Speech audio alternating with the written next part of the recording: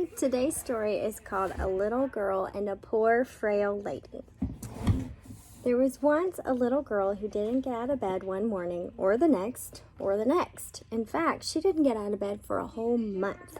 She was very sick, and no one knew how to make her better. Jairus was her daddy, and he loved her. One day he was sitting by her bed, holding her hand, wishing there was something he could...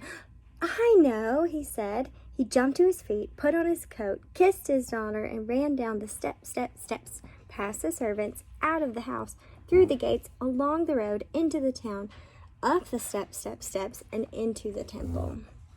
There he goes. He fought his way through all the people until at last he found who he was looking for. There he goes.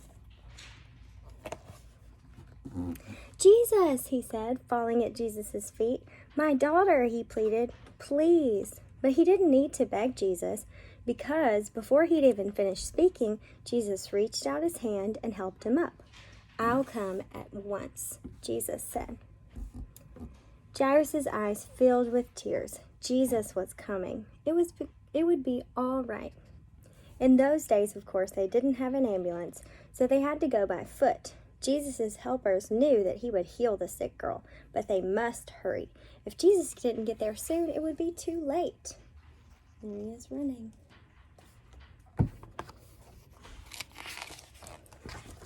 But everyone was in the way, hustling and bustling, jostling and pressing, pushing and shoving, squishing and squashing.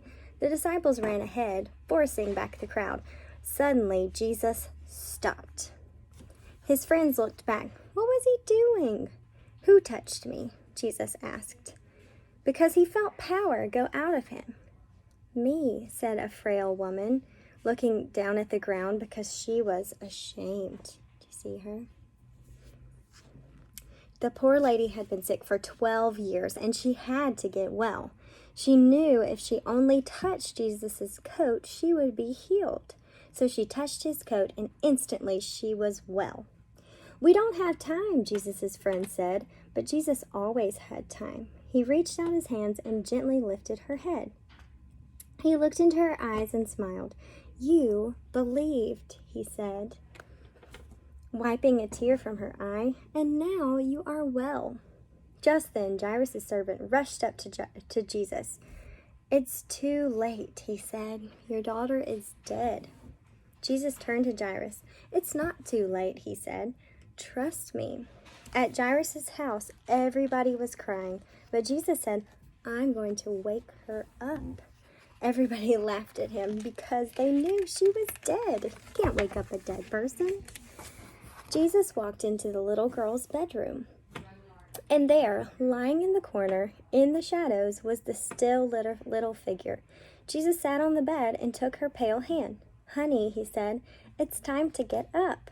And he reached down into death and gently brought the little girl back to life.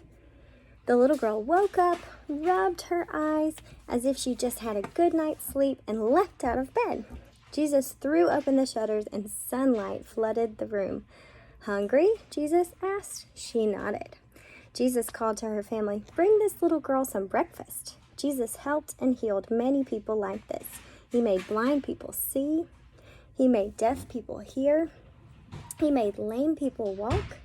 Jesus was making the sad things come untrue. He was mending God's broken world. And that's our story.